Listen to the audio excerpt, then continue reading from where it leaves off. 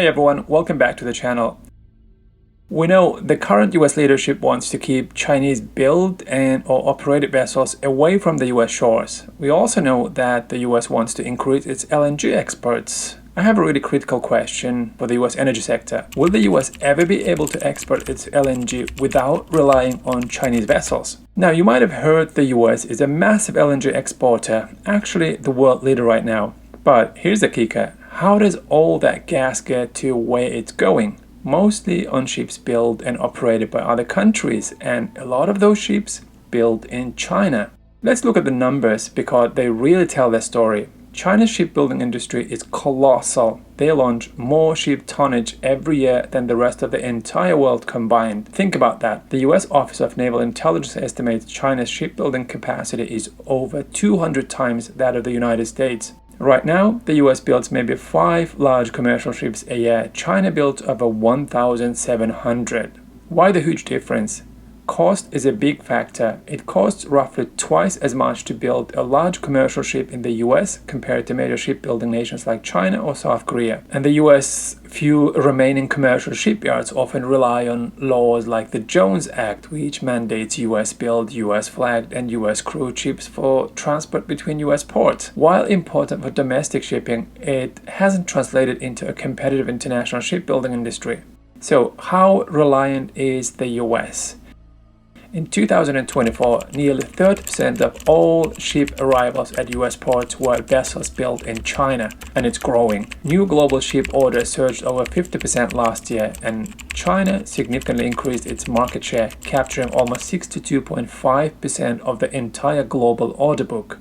South Korea is second with about 21% and Japan third with roughly 9%. China, South Korea and Japan together account for over 90% of all ships on order globally. This reliance varies by ship type. For bulk carriers, think coal, grains like soybeans.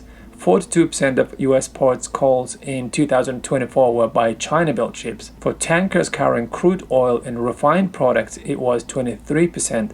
For multi-purpose vessels, vital, project, cargo, and non-containerized trade, it's a staggering 54%. Even in sectors with lower current reliance like car carriers, China holds 85% of the new building orders, so their share is set to skyrocket.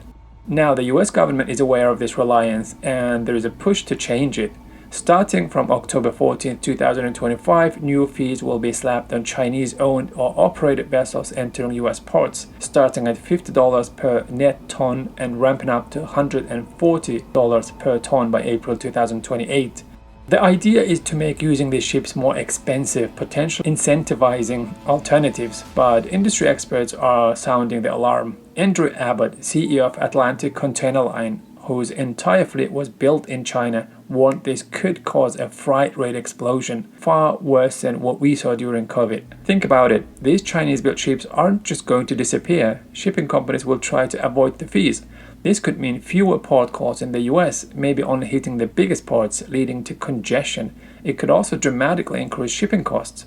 For bulk exports like soybeans, the American Soybean Association has stated these fees could effectively shut them out of export markets. We are talking potentially doubling shipping costs for US bulk exports. Okay, let's bring this back to LNG. This is where it gets really tricky. Currently, the vast majority of US LNG exports travel on foreign-built ships, many from South Korea and Japan, who are major players in the LNG carrier construction, with Japan owning the highest value LNG fleet. But Chinese yards are increasingly building them too. Here's the critical point. There are currently no large LNG carriers built in the United States in the entire US fleet. Zero. LNG carriers are incredibly complex and expensive ships to build, almost like aircraft carriers in complexity. It can take up to 30 months to build just one. So even with the policies trying to incentivize US-built LNG carriers, like potential future rules requiring a small percentage of exports, starting around 1% in 2028, to use US-built ships, we face a massive uphill battle. First, the US has to build the shipyards capable of constructing these advanced vessels efficiently. Second, the US needs skilled workforce. Third, the US needs to overcome the significant cost disadvantage. Remember, roughly double the cost. Fourth, it takes time. Experts estimate a transition to a primarily US-built LNG carrier fleet could take 30 years or more, requiring enormous investment. So back to the main question, can the US export its LNG without relying on Chinese-built vessels anytime soon? Based on the data, the sheer scale of China's shipbuilding, the lack of US capacity and LNG carriers, the high costs, and the long timeline involved, the answer is almost certainly no, not in the near or even medium term. While policies might try to force a shift, the immediate impact is likely to be significantly higher cost for US exporters and importers, potentially disrupting trade and supply chains, and even risking America's position as the top LNG exporter, as industry groups like the Center for LNG have warned. Building a competitive large-scale LNG shipbuilding capability in the US from scratch is a decades-long challenge. It is a complex situation with major economic and strategic implications. We'll definitely be keeping an eye on how this unfolds. That's it for today. Let me know your thoughts in the comments below. Is this the right strategy for the United States? Here's a good question. What are the alternatives to the Jones Act? Don't forget to like and subscribe if you found this helpful. See you next time. Bye.